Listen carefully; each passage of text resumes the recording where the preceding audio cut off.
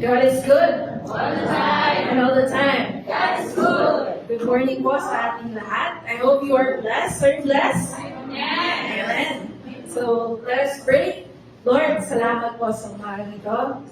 Our heart is open. Our mind is alert to receive your word. And sa oras din po na ito, Lord, we just focus our attention to you.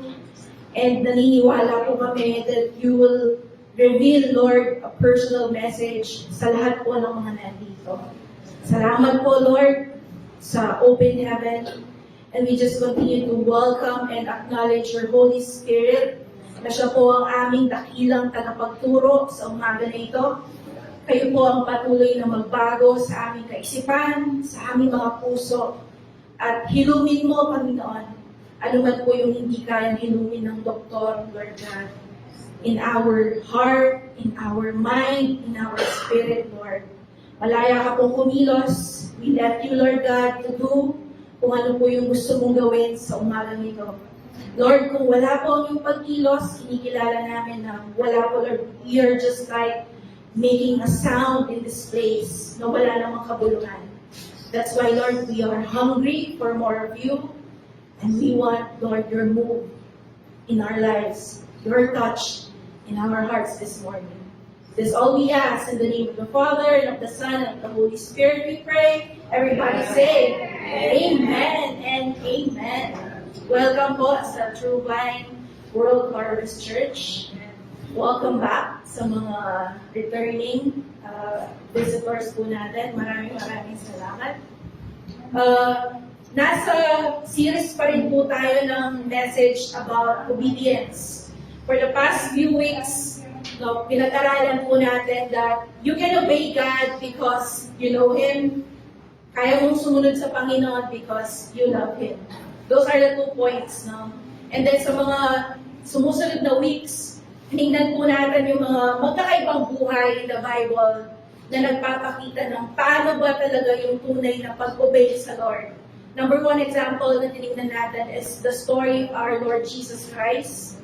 No? And then last week, naikwento sa atin yung buhay ni Mary and ni Joseph, how they followed God.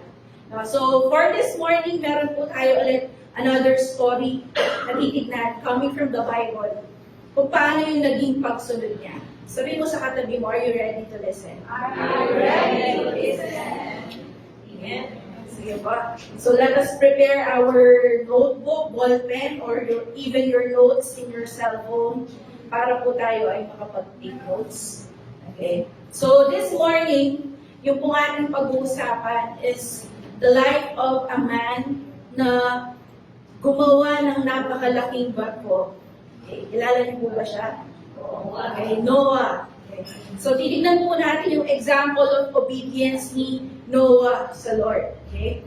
So just to give us a background, sino ba si Noah? Okay? So si Noah po ay galing sa, of course, family of Adam and Eve. No? Siya po ay apo sa tuhod ni Enoch. Kilala niyo si Enoch? Yung nawala. No? Enoch was walking with God and God took him away. Hindi siya namatay. God took him. No? So siya ay lolo ni Noah. Okay? Galing po siya kay Enoch. Okay? And then, ang pinakalolo niya bago ang tatay ni Noah is si Methuselah. Si Methuselah ang merong pinakamahabang buhay na naitala sa Biblia. Okay. So siya ay nabuhay ng 969 years old. Ang lolo niya. Okay. And then, si Noah naman nabuhay siya 950 years. Okay, sino po yung gusto ng gano'n? Ayun, imposible na sa atin sa panahon na ito, yung 900, minsan nga 100, hindi na talaga naaabot. Okay. So, yun po si Noah. Okay. Siya ay pang 9th or 10th generation na mula kay Adam. Okay. From Adam and Eve, pang siyam or 10 salin na siya na generasyon. Okay. So, let us talk about ano yung generation ni Noah. Okay? Bakit kinailangan na mag-obey siya sa Panginoon? Okay? Let us start to read in Genesis chapter 6, verse 1 to 6. Okay? So, dito po, makikita natin sa verses na ito, no? Dumami dumami ang mga tao.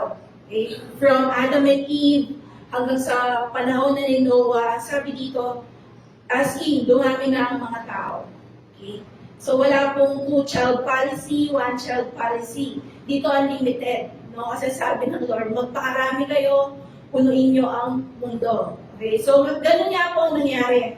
Nag-multiply ang mga tao sa mundo. Okay? But on the verse 2, sinabi po dito that the sons of God saw the daughters of men. Okay? That they were beautiful and they took wives for themselves of all whom they chose. Okay? So dito po, sabi ng mga Christian theologists, no, mga nag-aaral, mga scholars talaga ng Biblia, dito po nanggaling ang mga giants. No? Kasi po, during the time na nung pong nagrebelde, okay, may connection po ang pagre-rebelde ni Satan and 1/3 of angels sa langit, tapos tinapon sila dito sa earth. Ang sabi dito sa verse, no, ang sabi ng mga scholars, yung mga demons, okay, because from being an angel, umalis sila sa pwesto nila because they rebelled against God. So they became demons. No? Ang sabi ng verse 2, sila yung tinatawag nila na sons of God. Okay? Sabi nila, parang naging hybrid ang human. Because ang mga babae during that time is asawa sila ng mga fallen angels. Okay? Kaya po merong Goliath, okay? Merong mga Nephilim na tinatawag. So, those are parang products of union ng tao at ng mga fallen angels. Yun po yung sabi ng mga ibang theologians. Okay? So, yun yung interpretation nila dito. Kaya sabi ng verse 3, yung spirit ni God, okay, sabi dito, my spirit shall not strive with man forever, for he is indeed flesh, yet his days shall be 120 years. Dito po sinabi ng Lord, hanggang na lang 120 years ng tao. It's because of their rampant evil and wickedness. No, dahil po sa talamak ang paggawa nila ng lawlessness, ng talagang paggawa nila ng pangit sa mata ng Panginoon, sabi ni Lord, ininengkap you, limit you, 120 days na kayo umagyan. Because God wants to put a limit doon sa mga evil ways nila. Imagine, kung yung masamang tao, okay, can live up to 100 and up to 900 plus years. E di yung kanyang paggawa ng masama ay sukdulan na. Kaya po God put a limit on the life of wicked people na 120 years. That's it. Okay. Nakakasunod po sa background ng story. No? So sabi ng verse 4, there were giants on the earth. In those days, ang tawag nga sa kanila ay Nephilim. And also afterward, when the sons of God came into the daughters of men. Kaya po pansinin ninyo, yung sons of God, yun po yung mga kinreate ng God that has fallen. No? Yun nga yung mga fallen angels. And then they came into the daughters of men, and they bore children to them. No? So ito nga po, yung ini-explain nila that nagkaroon ng parang hybrid human. No, kaya po in Greek mythology, though hindi naman tayo naniniwala in Greek mythology, di ba merong Zeus, merong mga different gods, no, di ba? From those films, nakikita natin na parang yung gods from above, nakikipag-mate siya sa mga babae dito sa lupa. So, somehow, parang dito nila kinuha yun. No? So, those were the mighty men who were old and men of renown. So, imagine it, syempre malalakas yung mga yun, okay, aside from meron ng giants. Okay. So, sa madaling sabi, naging perverted, yung original design ng God, gumulo. Okay? Nasira yung design talaga ng Lord because of this wickedness. So, the Lord saw the wickedness of man. It was so great, no? And that every intent, lagi na lang, kung ano yung naiisip nila, naisa sa puso nila, everything is evil and it is continuous. No, kaya sabi ng Lord in verse 6, the Lord was sorry that He made man on the earth and He was grieved in His heart. Hindi ibig sabihin na parang the Lord was sorry is nagkamali yata ako sa paglikha ng tao. Hindi ganun ang ibig sabihin nito. Ang ibig sabihin is, the Lord is full of grief and sorrow because yung nilikha niya is naging ganun yung kinalabasan. Okay? Nakasunod po. Kaya ganito po yung nangyayari sa panahon ni Noah. Okay? And according sa study, only the family of Noah is pure, untainted. Okay?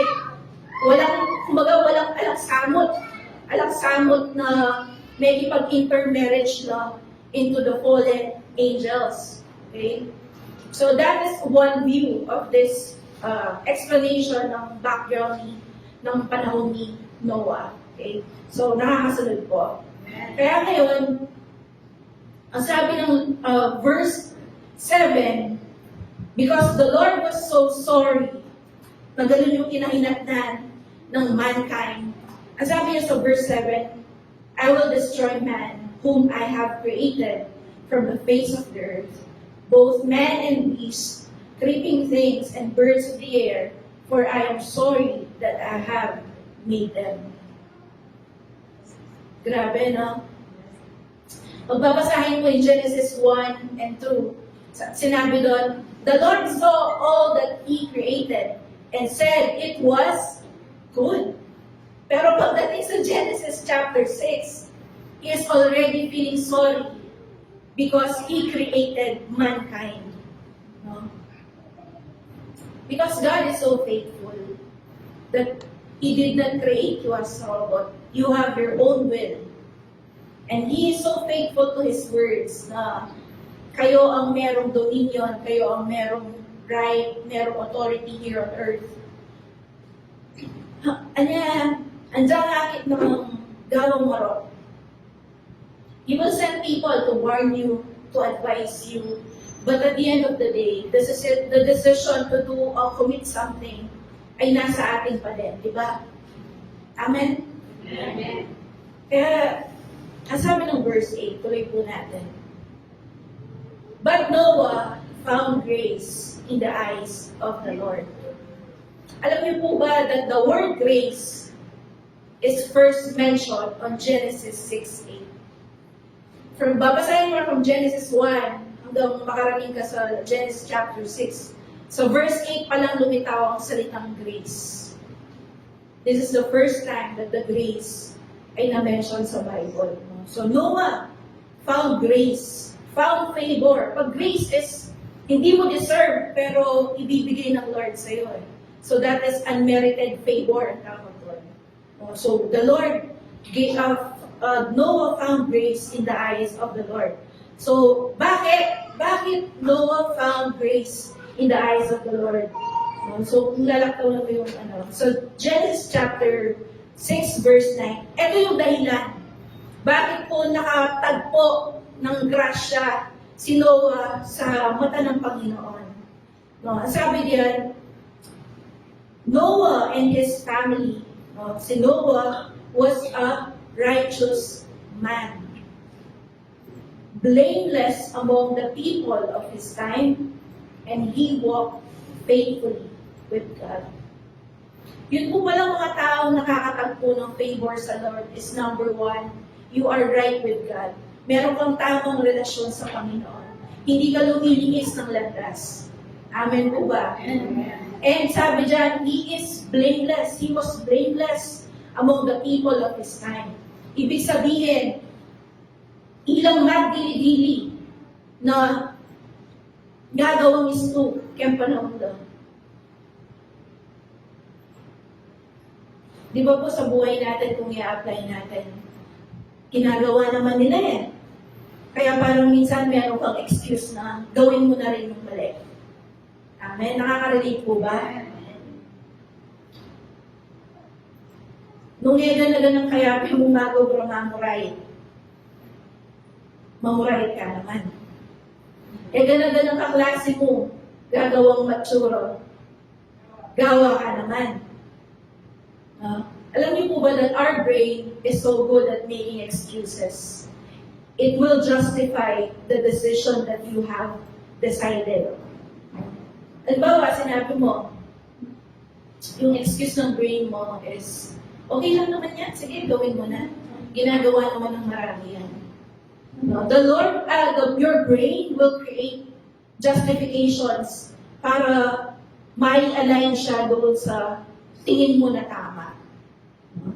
Ganun pong klase ang brain natin. Susuportahan niya yung desisyon na sinabi mo or dinicide mo sa puso mo. That's how our brain works. No? Pero dito sabi niya, Noah and his family, kahit sila na lang, on the entire, hindi natin alam if this is local, na parang isang bansa lang, or if the entire world ay ganito ang sitwasyon. No one knows. But sabi ng Biblia, on the generation of Noah, sila lang ang righteous. Kaya tanong mo sa katabi mo, matirang matibay. Diba? Sabi mo, matirang matibay sa pagsunod kay Lord. Amen? Kaya sabi ng Lord, okay, now the earth was corrupt in God's sight and was full of violence. No? So sabi niya, destroy na lang natin. Yun yung programa ng Lord para magkaroon ng cleansing. No? Mind you, during the time of Noah, hindi po uso ang baha, hindi uso ang ulan. Ang mga puno ay nabubuhay na didiligan dahil sa tubig na nanggagaling sa ilalim ng lupa. No? So, wala pong idea si Noah about baha, about ulan, lahat ng tao during their time. No? Kasi ganun po yun. Walang storm, yes, walang bagyo, walang ganun. No? Sa atin, yung bagyo, di ba, from A to Z. Tapos, ako na nang mulit A ulit, huling sobra lakarakal in a year. No, ganun ang pag-name ng bagyo sa atin, A to Z, tapos uulit ng A, pag natapos na yung Z. Okay. So sa kanila, walang ganun. Okay. Kaya, nung tinawag ng Lord, no, si Noah, the number one point na gusto kong makuha po natin is, Noah chose to obey and please God. Remember, hindi ka robot. You can say no or you can say yes. Kaya sabi dito, the first point is that Noah chose, pinili ni Noah to obey God. No? Amen? Amen. Ano? Kung ikaw papipiliin, susunod ka ba kay Lord? Or tatalikod? Or Lord pa? I call a friend. Siya na, mo po Lord! Aliwanag ko na ako. Mas magaling niya po. Pero ito, Noah chose to obey God. No? Yun yung number one point. Number one example of Noah. Kahit na sila na lang mag-isa, their whole family. Menindigan niya. He's a real man. Talagang telakaraning word ng Lord, I will follow God. So yun po yung number one example ni Noah. He chose to obey God. May nakukuha po tayo? Amen? Now, ano ba yung inutos ngayon ng Lord kay Noah? So alam po natin yung story. God called him, binigyan ng blueprint plan ni Lord si Noah kung paano i-build yung ark or yung boat na malaki or yung ship, no? Kasi nga, wala nga sa mind nila, hindi pa nakikreate yung ganong klaseng mode of transportation or sasakyan. Dahil nga, wala namang flood, wala namang ulan, no? So, sabi ng God kay Noah, sa verse 14, doon pa rin sa Genesis chapter 6, so make yourself an ark of cypress wood, make rooms in it, and coat it with pitch inside and out. So binigyan ng instruction ni Lord si Noah, anong klaseng materyales, no, yung kanyang gagamitin. Of course, because the Lord knows, no, kung gaano katindi yung magiging flood at ano yung right material, no? Kung ano yung right material na gagamitin niya para doon sa pinapagawa ng Lord. Amen? Ang sabi dito, cypress wood ang gamitin mo, ang sabi niya kay Noah. At tapos, ikaw po siya ng pitch. Okay? Yung pitch dito, as I research about it, yun po pala ay asfalto. Okay? During that time, yung pinangalan sa daan, di ba yung maitim na malagkit? Yun ang, mainit-init yun pag pinrases nila eh. Okay? Yun yung pinapatag sa kalsada. So ito, natural asphalt. Ganun ang pinandikit ni Noah dun sa wood. Ang sabi ng Lord, balutin mo yung arko, loob at labas. Para hindi makapasok ang tubig, di ba? So ang sabi niya, this is how you are to build it. Ito yung sukat, sabi ng Lord. Okay? So it is 300 cubits long, 50 cubits wide, and 30 cubits high. In translation sa modern times, yung length niya 137 meters, yung width niya dapat 22.86 meters, tapos yung taas niya, dahil 3 floors ang pinagawa ng Lord, is 13.72 meters. Okay? So, ganun po yung sukat niya in modern time. Okay? Translate natin. So, sabi niya, make a roof on it, for it, living below the roof, and opening 1 cubit high and all around. Okay? Put a door in the side of the ark, and make lower and middle and upper deck. So, hanggang third floor yun. Di ba sa mga nakasakay na po ng mga barko, di ba meron naman talaga iba't ibang iba't ibang floors ang barko. Okay, pero upper deck, lower deck, middle deck. Okay. So, ganoon din yung kay pinagawa ng Lord kay Noah. So, meron tayong video dyan. Okay. Mamaya, papanoorin natin. Para talagang ma-imagine natin gaano kalaki yung ginawang barko ni Noah. Alam niyo po ba, no, that Noah built the ark for, ang estimate is 50 to 75 years. Okay? Ganun katagal ang ginugol ni Noah just to build that ark. Kasi, ang sabi ng word ng Lord, he carefully obeyed the instructions of God. Even siguro hanggang katuldik mo, sinunod niya. Okay? So, lahat ng instructions ni Lord, he carefully obeyed it. No? So, meticulously, alam niyo yung pag may gumawa, di ba? Pwede na yan. Okay na yan. Kung asana yan. Pero dito hindi.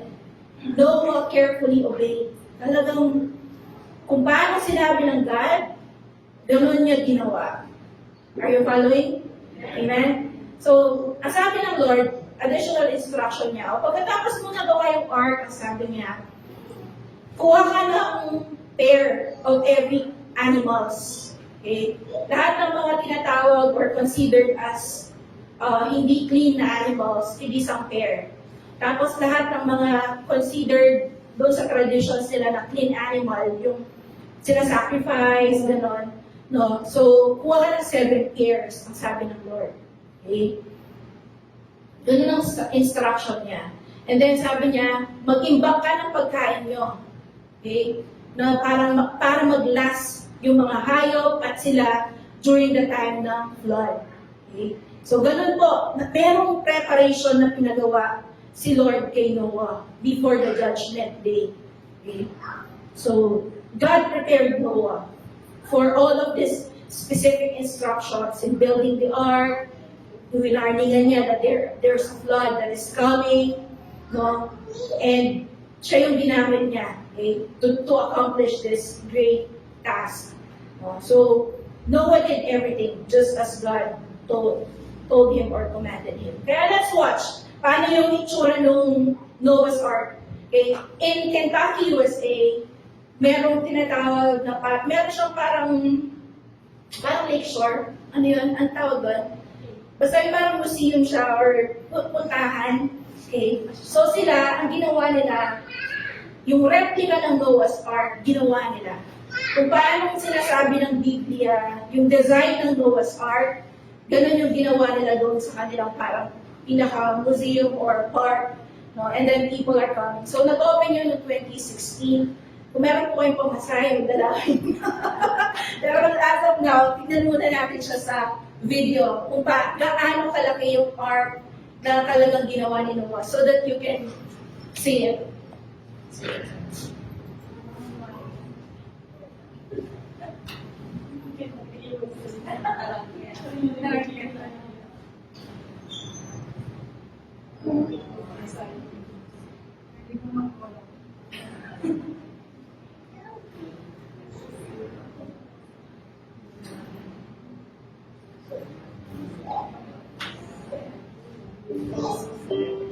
So, yun yung sa ano.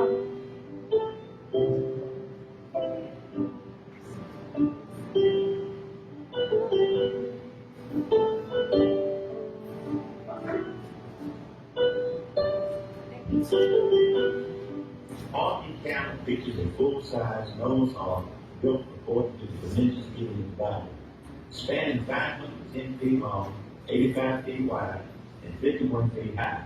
This modern engineering marvel amazes visitors young and old. Ark Encounter is situated in Williamstown, Kentucky, halfway between Cincinnati and Lexington, right on the Interstate 75. The parking is $15 for a regular vehicle, $20 for an oversized vehicle. We're in line to get our tickets, and I'm gonna show you the prices. Here are the prices. 3-day pass, that's the best value. And also you can get just a 1-day pass. That's what we're gonna be doing today. The 1-day ticket is $59.99. Singles is $49.99. Youth, 11, 17, $31.99. Kids under 10 is free.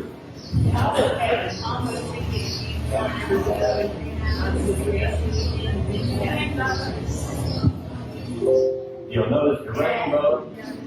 That is the ark. It's from Pasok mo. Genesis 9:13. I have set my rainbow in the cloud. God's promise. And now we have our first good view of the ark. This is the perfect spot to have your picture taken with the entire ark in the background. So do not pass up this photo opportunity. You will notice the animals are marching 2 by 2, headed to the ark, just like God had instructed them to do. This right here will give Look you at an the idea person. of just how tall Doon sa tabi ng ark. the ark Kung gaano kalaki. is. And remember that this was built to the dimensions You can even touch the ilalim eh. in the Bible. That is 50 to 75 years in the making. It's Imagine. amazing to think that Noah built this, and no wonder people thought he was crazy to be building this. Look how big it is. And you know, from our Bible stories and stuff, you think of this cute little ark with these little animals in it and stuff. But if you have all the animals in it, it's got to be huge. This is just unbelievable when you see it in person. And we're getting ready to go inside the ark now. This sign says Yeah, it will post go na po out. natin. Okay. So if you want to watch the full video, nasa YouTube po yan. Okay, sige, let's open the lights. Thank you. Nakita po ninyo kung gaano kalaki yung ark. That is the same size na sinabi ng Biblia. No, nireplicate nila. Ayan. So, ang laki, di ba? Imagine that. Walang tumutulong sa'yo. Kayo lang ng mga anak mo because Noah has 3 sons. No, meron siyang 3 anak. Of course, the girls, yung kanilang mga asawa, hindi naman yung tumutulong sa pag-build. Imagine, magpuputol ka ng puno, ipoporma mo yung puno, ikakatamin mo, di ba? Wala pang mga modern or advanced na pang-cut ng tools. Amen? Kaya imagine yung challenge ni Noah. Diba? Pero Noah obeyed the Lord. No? So yun po yung number 2 points. Pangalawang point natin. Another example of Noah of obedience is he followed the instructions of God in building the ark. Amen? In 2 Peter Ito ba yung matindi? I would like to put emphasis on this. In 2 Peter chapter 3 verse 5, ang sabi diyan, habang gumagawa siya ng arko, he did not stop preaching. 2 Peter chapter 2 verse 5 says that. He did not spare the ancient world, si God, when He brought the flood on its ungodly people, but protected Noah, a preacher of righteousness, and 7 others. Grabe, no? Ang sabi ng ibang preacher, habang siya ay gumagawa ng arko, yung isang kamay niya, yung kabilang niyang kamay, nangangaral, no? Imagine that. No? Si Noah ay nagkaroon ng anak at the age of 500 years old. Pero mo yun, no? 500 ka na, no? Pa lang magkakaanak. 500 years old, doon siya nagkaanak. And then, 600 siya nung nangyari yung flood. Kaya hindi 120 years yung paggawa niya ng ark.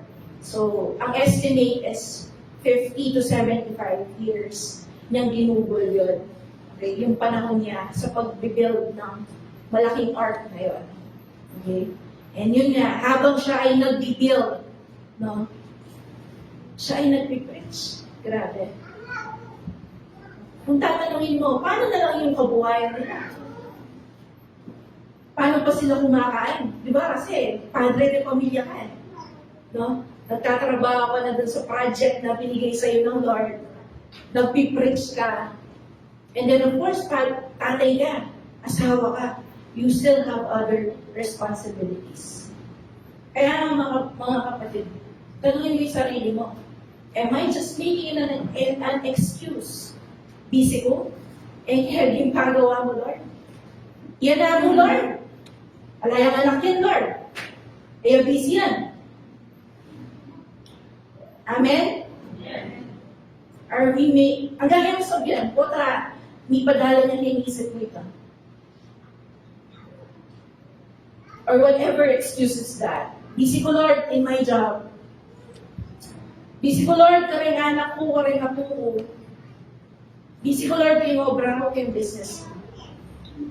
But look at Noah. How obedient he is. Grabe. Gumagawa ka ng napakalaking barko. Kayo lang ng anak mo. Tapos hindi mo pa alam yung flood. Wala kang picture ng rain. But Noah still obeyed. Amen? Kaya nga po, no excuse tayo ngayon. Wala tayong excuse. Lahat ng comfort nasa atin na. Imagine that, yung sa kalang mo, sisindihan mo na lang. During their time, bago sila kumain, magtangabla ka. Amen? Lahat ngayon, nabibili mo na lang. Eh, during their time, talang deta, bayan ng mga. And then you will say you are busy. In which lahat na ng comfort in our times, nandito na. Amen? Siyempre, di ba, pag maliligo yan, mag-iigib mo na, o pupunta sa ilog. Ikaw, nawasa na. Naka-jetmatic ka na. Diba? May shower ka na. And then you will say, I'm busy, Lord. Amen?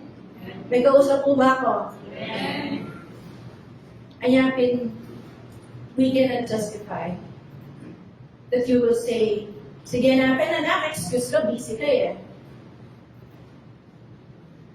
Baka kailangan lang ng time management. Kapatid, kapag marami kang panahon maglungkot-lungkutan, marami kang panahon magduda, marami kang panahon matakot, ibig sabihin hindi ka busy. Right? Kasi nagagawa mo pa yun eh. Naiisip mo pa yun eh. Amen. Kaya, are you seeing the obedience of Noah? I can imagine that during that time, pinagkakawalan din si Noah. Diba? Alam niyo naman yung mga nasa paligid po natin, diba? Pag meron kang ginagawa, pag hindi nila naiintindihan, ang dami nilang comment. Diba? Especially during the time of Noah. Pwede sabihin nila, Noah, pilamuhin ba namang gagawin yan? Ala namang ulan, ala namang flood na darating. Diba? Because he's preaching, kung nasasabihan na rin now, maybe he's telling them, oh, magsisi na kayo. God will have a judgment day. Magkakaroon ng flood, magkakaroon ng ulan, lulubog ang buong mundo. Di natin alam, baka ganun yung pinipreach niya, and people are laughing. Diba? People is, may baliw na yan. Nanalo yan. Amen? But, Noah still obeyed. Amen? Ala yung paki. Andiyan na sabihan na rin nga dalawang tao. You know, I am studying yung mga successful people. Ito yung lagi nilang sinasabi. Kung gusto mo daw mag-succeed sa buhay, kailangan maging wala kang pakialam sa sasabihin ng ibang tao. Yun ang lagi nilang sinasabi. You should not be affected by others people comment. Doon sa goal, ginogol mo, doon sa project na pinapagawa sa iyo ng Lord.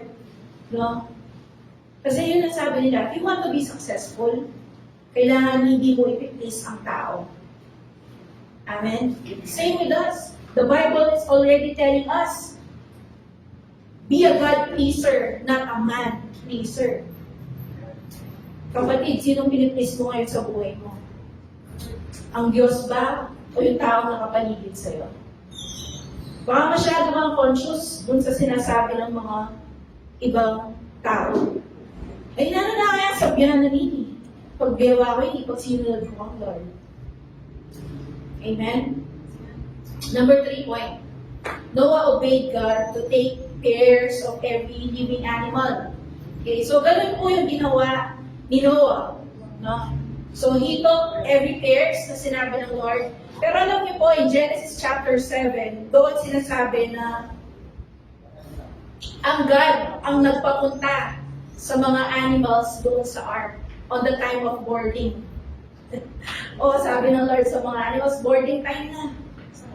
So every pair, they lined up at meron lang kasi isang malaking pinto ang ark. No, imagine, a gorilla, a bear. Diba? Kasi bakit may bear pa ngayon kung hindi siya sumakay during that time sa ark? Bakit may crocodile? May giraffe? May elephant? Imagine that. Mga napakalalaking hayop na pair by pair na pumasok doon sa ark. Kasi if paano pag Noah reka metong-metong? Sabihan ko na siguro magwala na. Magwala na ako, Lord. But hindi. God helped him. Ang sabi ng Genesis chapter 7, pumunta yung mga pair of animals mismo doon sa ark. So God led the animals towards. And namotekpan ng Noah, meto-meto. Now imagine that, the birds, no, yung mga eagle, ang taas lumipad ng eagle. Paano yung mahuhuli yun? Right? So, God helped him. Alam mo kapatid, dun sa mga assignment na pinapagawa ni Lord sa'yo, feeling mo man hindi ka qualified, but God will help you. Amen? Yung talagang sa imposible na task, God will help you.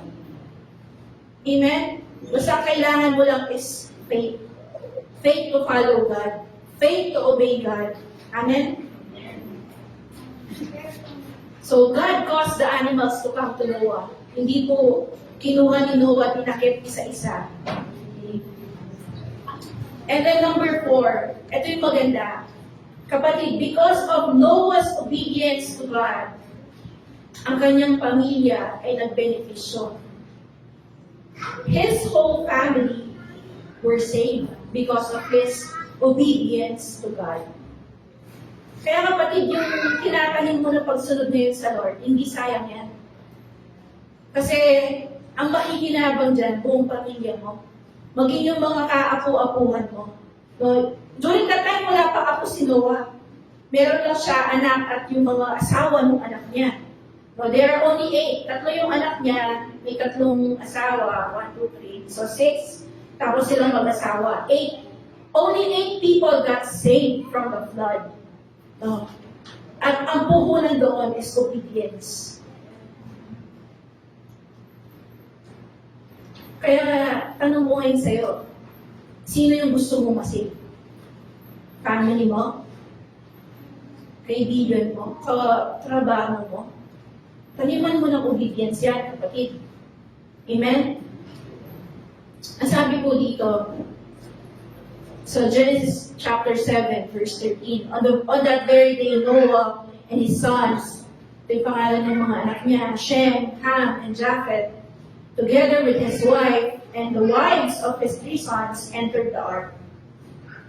To those who were disobedient long ago, when God waited patiently in the days of Noah, while the ark was being built, in it only a few people, 8 in all, were saved through water. Gawin mo din yung patience ni God, no? Inantay niya si Noah to finish the ark after 75 years. Pero alam niyo po, after 75 years ng pag-preach niya, ni isa, walang nagsisi, ni isa, walang tumalikod sa kanilang mga masasamang gawa. Nagkukwento kami ni Tito Junior during our life group. Sabi ko, Tito, nangusap kasi sa akin itong word na ito. Sabi ko, Tito, yung mga pinupuntahan natin, parang walang nagiging effect. Sabi ko gano'n, na parang hindi pa sila natin na-i-invite. And then dito, niremind ako ng Lord. So sabi ko, wish ko pang mag-share. Wish kaya pang mag-kaya. Pilang kaya pang wish mag-visit. And then, sabi ko kay sarili ko, kainit ko na ako mag- O then you know what? 50 to 75 years? Kaya lang 50 years, minimum. 50 years lang mag-preach, kasi nawa. Kaya lamang mag-convert ni Metong sana din nung kinipawan mo, andiyan Metong mo, ating kangarorong kang Lord. O niya, ni Metong, until the day that they entered the ark, wala silang ibang nakasama, sila lang. Walang naniwala, walang nagsisi, walang tumalikod sa kanilang mga masasamang gawa. But grabe si Noah. Walang sinabi ang Biblia that he wavered. Walang sinabi ang Biblia na siya ay tumigil sa pagsunod kay Lord. Kaya kapatid, ilang weeks, ilang buwan, o maybe ilang taon ka nang sumusunod kay Lord, baka wala pa namang 50 years. Huwag ka muna mag-give up. Baka 5 years, 10 years, 1 year ka pa lang, no? And then, you're asking, Lord, nasaan po yung bunga ng aking pagsunod? Imagine Noah, 75 years, 50 years, minimum. Pero, hindi siya tumigil, maniwala at sumunod kay Lord. Amen? Sabihin mo sa katabi mo, laban! Laban! Diba? Huwag susuko! Huwag tayo sumuko sa pagsunod po kay Lord. Amen? Let's keep our faith. Come on, buhayin natin yung ating faith kay Lord. Amen? So, nangyari na nga po yung flood. Wala talagang naligtas sa iba. Sila lang. Only 8 people. At sa kanila po nagsimula, no, yung mga bagong generation of people. No? So, galing tayo talaga kay Adam and Eve. But during that time, doon lang po tayo sa family ni Noah. No? Kasi na-wipe out na lahat ng mga ibang tao. Sila na lang. No? So, we can really say that we came from Noah and his wife. Sabi ng study, yun sa kanyang mga anak, parang kay Japheth ay yung mga taga-Europe and parts of Asia, doon nanggaling yung mga tao. Okay? And then kay Ham is yung mga taga-Africa and so anyways, so sa kanila po tayo nanggaling, mga bagong tao na. And then, nangyari ang baha, 40 days and 40 nights. So nangyari ang sinabi ng Lord, lumubog ang buong mundo. Okay? I can imagine Noah building the ark sa bundok. Di ba before lumubog ang bundok, syempre yung sa baba muna, kapatagan muna. Okay? So nag-antay pa sila for how many days, no? Before talagang lumayag yung barko, yung ark. No? And then, nung lumubog na yung buong mundo, nag-antay pa sila ng 150 days inside the ark. Hinayaan mo nilang umupa yung baha. At alam niyo po ba na nung sila ay sumasakay na, okay, board na lahat, nandyan na lahat, nasa loob na, ang nagsara ng pinto ay si Lord. The Lord shut the door. Yung malaking pinto, doon sa ark, ang Lord ang nagsara nun, hindi si Noah. Okay? Si Lord ang nagsara doon sa door nila. And then on chapter 8, ng verse 15 to 16, ito po yung sabi. 8:1. Genesis 8:1. But God remembered Noah and all the wild animals and the livestock that were with him in the ark. And he sent a wind over the earth and the waters receded. So naalala ng Lord, no? Hindi naman ibig sabihin nakalimutan ng Lord. Okay? Ang ibig lang sabihin ng God remembered is that it's time. Okay? It's time na. No? Tapos na yung pag-aantay. No? Kaya God remembered. No? So, kapatid, ano man yung inaantay mo? God is never late. Amen? Ini-imagine ko, dun sa 150 days na nandun sila sa barko, ano kayang ginagawa nila? Of course, aside sa magpakain ng mga livestock, mga alagaan yung mga animals na nandoon. Diba? After that, ano nang gagawin mo? Kung hindi mag-antay, diba? Sino dito yung mainitin, kagaya ko? Diba? Yung ayaw mo nag-aantay. No? Ayaw mo nag-aantay. No? So, God is also like testing their patience there. Na kailangan nilang antayin pa na humupa yung baha. Okay? So, another test of faith. And then, alam niyo po ba, pagkahupa ng baha, no? Yung sign doon is, nagpalipad si Noah ng dove. Okay? 2 beses, bumabalik yung dove doon sa ark. Pero nung pangatlong beses, no? Hindi na bumalik yung dove. Ang ibig sabihin, wala na yung baha. Okay na. Kaya we can say talaga na yung ark ay nasa kabundukan. Okay? Doon siya nag-landing kasi they cannot say kung may baha pa ba or wala na. Okay? So, amen? May nakuha po ba tayo? Okay, doon sa story ni Noah. So, on number 5 point, okay, so nakita natin that Noah chose to obey God. Regardless, alam niya ba ito, wala siyang clue, no? Doon sa pinapagawa ng Lord, pinagtatawanan siya, busy siya, no? Despite of all of that, no, sumunod siya sa Lord at naligtas ang buong family niya. Ito yung reward ng Lord sa kanya. God made a covenant with Noah because of his obedience. Sinong naniniwala that God does not break His word? Naniniwala po ba kayo na tapat ang Diyos? Na pag sinabi niya, gagawin niya? Amen? So, ganun yung covenant. Nakipagkontrata ang Lord kay Noah. No? Ang sabi ng Lord kay Noah, dahil pagbaba nila ng barko, Noah made an altar and sacrificed to the Lord. So, nag-worship sa kay Lord, no? Right there and there.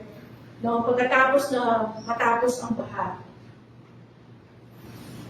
And then, ang sabi ng Lord sa kanya, sa Genesis chapter 9, ito yung covenant na i-establish ko, at sabi ng Lord.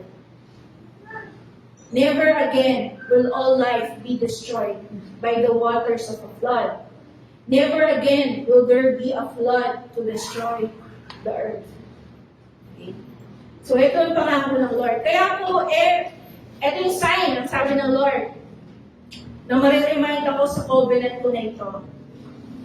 Okay?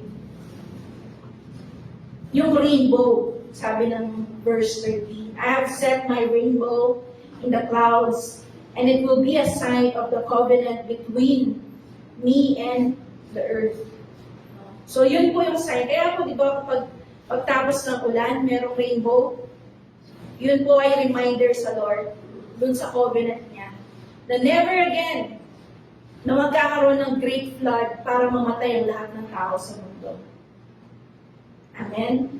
So, ang makikita po natin ngayon is a new beginning. So mga sumusunod po pala kay Lord, after the storm, there is a new beginning. Maybe kapatid, yung sa journey mo ngayon, nandun ka pa sa pag-build ng ark. No? Kasalukuyan ka palang ginagawa ng Lord ng ark para makaligtas ka doon sa pangit na mangyayari. O kaya naman, baka ngayon, nasa loob ka na ng ark. You are waiting for something na makita mo na yung pinangako ng Lord, no, because of your obedience. Or baka nasa chapter ka na ngayon na tapos na yung baha, tapos na yung storm, and you are in the new beginning of your life, new chapter of your life. So whatever phase of obedience you are in, kagaya ni Noah, ang hinihingi sa atin ay, number 1, patuloy tayong manampalataya sa Lord, na alam niya ang kanyang ginagawa. Amen? Wala naman pong pinapahintulot ng Lord na hindi mo na din dumaan sa approval ng Lord eh. Amen? Amen? Amen. Kaya po we can trust God. No? Grabe, 50 years of building, of preparation. Baka nandun ka ngayon sa ganong season. Or baka naman nandun ka sa loob ng ark, naiinip ka na. Diba? Lord, kati-kati na ako dun sa promise mo. Nag-obey ako, Lord. Faith, kapatid. Faith. Faith. Amen? Faith. I can move the mountains. And then, baka naman po, ang iba sa atin ay nasa new chapter, new beginning. Ang kailangan mong maging tugon, kagaya ni Noah, ay papuri sa Diyos. Amen? Na nagligtas sa atin. Alam niyo po ba, meron tinatawag na typology. Okay? Lahat ng nangyayari sa Old Testament ng Bible ay typology of Jesus. Ibig sabihin, it is a shadow na parang example na ito si Jesus. Okay? Dito na po ako magtatapos in my conclusion. Ano yung typology ni Jesus dito? Ang sabi po ng mga theologer, okay, the ark signifies Jesus. Yung isang pinto in the ark. Isa lang ang pinto in the ark para makapasok ka. Diba sabi ng Bible, I am the way, the truth, and the life. No one comes to the Father except through me. No, sabi ni Jesus. So the ark is like Jesus. No? Isa lang ang pintuan para sa kaligtasan. At kailangan mong pumasok dun sa pintuan na yun. Okay? And when you have entered, you are safe. Kahit anong bagyo, kahit anong unos, kahit anong flood pa yan, you are safe. Amen? Kaya nga po sa atin ngayon, kumusta yung pagsunod natin? Kumusta yung pagsunod natin sa Lord?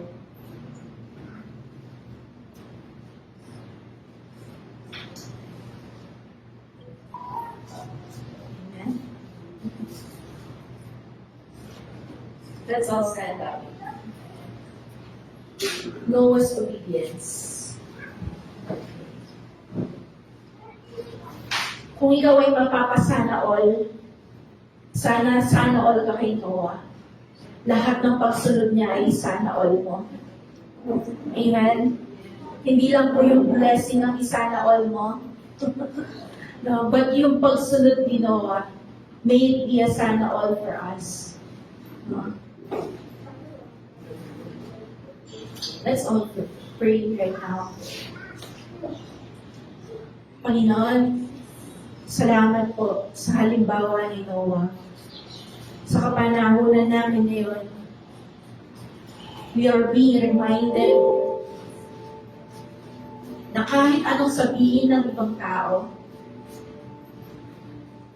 kayo po at kami ang majority, Lord God. Salamat po, tinawag mo ang bawat isa sa amin. Meron kaming purpose. Meron kang gustong gawin namin, Lord, in our generation. We are a Christian right now. We are a child of God right now. Dahil meron ka pong purpose. Meron kang pinapagawa sa amin. Meron kang pinapabuild sa amin, Lord, in our generation. Para po tumulong sa mga ibang tao, Lord, to be saved as well. Lord, alam po namin na nakakatakot. Minsan wala kaming clue. We cannot figure out the things na we should do. But Lord, kayo po ang aming Diyos na tumawag sa amin, and you are the one who qualifies the call. Kayo po yung nagka-qualify sa mga tinawag mo, Panginoon. Kagaya ni Noah, you helped him, Lord. Kaya alam ko sa mga kapatid ko, Lord, sa bawat isa sa amin, you will also help us to fulfill our God-given assignment. Lord, dalangin ko ang fulfilled life sa bawat isa. Lord, makamtan man namin ang lahat, if hindi namin nagawa yung assignment namin, we are still a failure, Lord. Kaya Lord, dalangin ko sa oras nito, come on, just lift up your hand towards heaven. Dalangin mo yung faith mo ngayon sa Lord, kung ito'y nanghihina. Just ask the strength of God right now.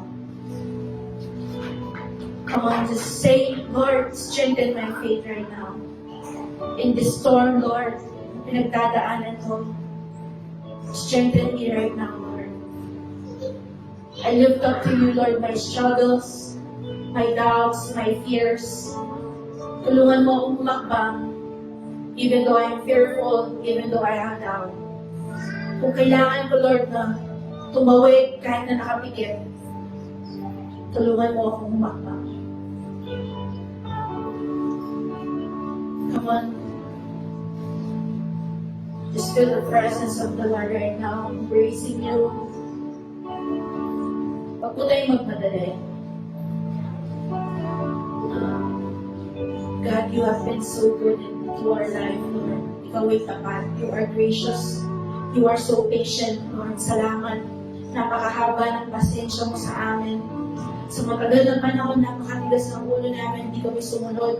Nagpagamit kami sa mundong ito, and even Satan's devices.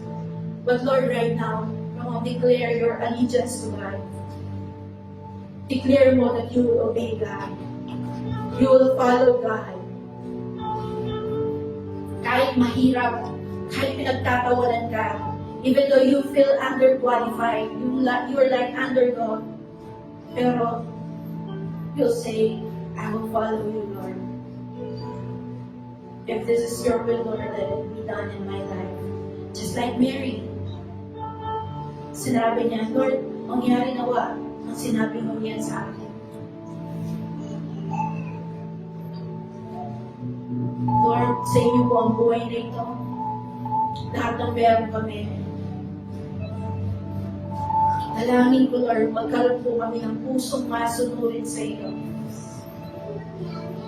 So that, Lord, pati pamilya namin mag-benefit.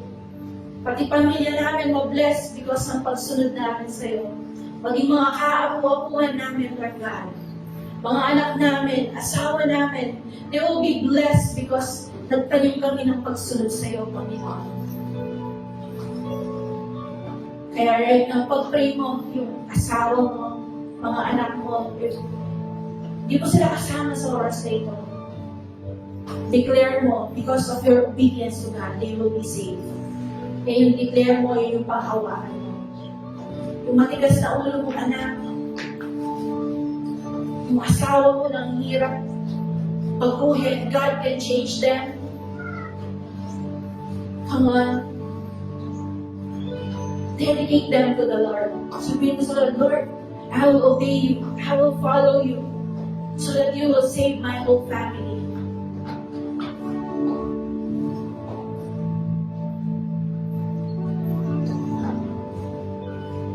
Ito po yung puhunan namin, Lord. Yung paniniwala, pananampalataya, at pagsunod namin sa iyo. Yung blessing, Lord, resulta na lang yan ng pagsunod namin. But I pray, Lord, every heart right now will just have that fire to follow you again, Lord. Kung ikaw ay nawalan na ng gana to follow God, ng hina, na busy to follow God, now is the time to correct your priorities, sabi ng Lord. While there's time, while we still have this preparation, na hindi pa dumarating yung judgment day ng Lord, now is the time to prepare ourselves on that day. Tapon mo na lahat ng mga nagpapabigat ng buhay mo, mga bisyo, ano bang kasalanan na sinasabi ng Biblia na mali sa harapan ng Lord. Come on, turn your back on those things. Sabihin mo sa oras na ito, binawaksi ko ang mga bagay na ito, Lord. In the name of Jesus.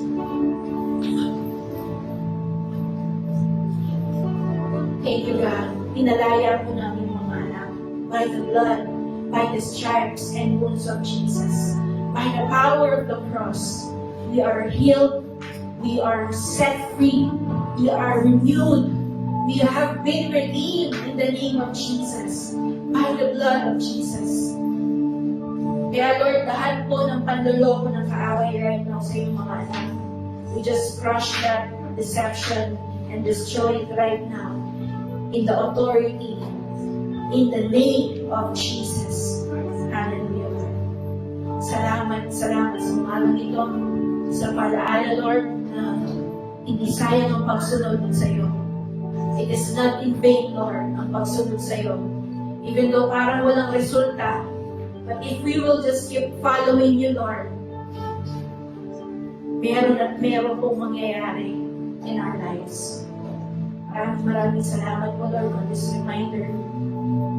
We give you praise. We give you thanks. In Jesus' name we pray. Everybody say, Amen. Amen. Amen. So now we can all stand up and let's go, Mamila, to declare the blessing this morning. Praise God. We're so blessed with the Word of God before I give you the blessing of the Lord. Gusto ko pong sundan po natin yung sinabi na salita ng Panginoon. Sabi po sa Luke 17:26, kaunay po ito sa panahon ni Noe. Sabi po niya, English lamang po ito. Luke 17:26 ang sabi po dito, just as it was in the days of Noah, so also will it be in the days of the Son of God. Naririnig po natin ngayon, no, sa social media. At yung times, yung panahon po natin ngayon, nagbabadya, nagsasabi po na malapit na po talagang dumating ang Lord. So, saan po natin isi-set po yung heart po natin? We will set our heart on God, na po sa kanyang mga salita. At sundin po natin siya, sapagkat yun po ang buong katungkulan ng tao. Sabi niya, kagaya ng panahon ni Noe, no, darating po siya na walang sabi-sabi, na walang tiyak. No, wala. Pero may warning, meron po mga signs. Kaya signs of the times, no, makikita po natin sa salita ng Panginoon, no, sa Matthew 24. Kaya po, mga kapatid, sa 1 Peter 3:20, bakit po ginawa ng Panginoon na nagkaroon po ng flood? Dahil po, masasama ang mga tao. No? They do evil in the sight of God. Kaya nga po, inabolish niya po, yung earth.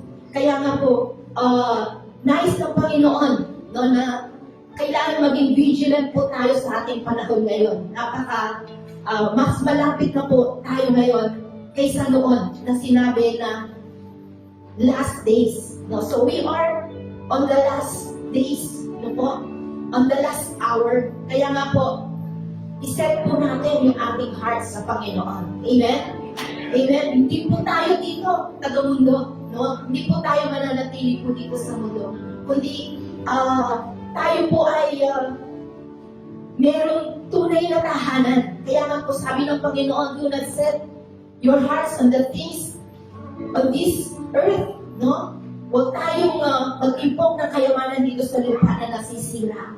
Kundi ang ating pong impokin na yung kayamanan na makalangit. Kaya nga po, yung harko po ay nagre-represent ng salvation. Diba? Si Jesus Christ po yun. It represent Jesus Christ. At sino mang mananampalataya, sino mang susunod, no? Sino mang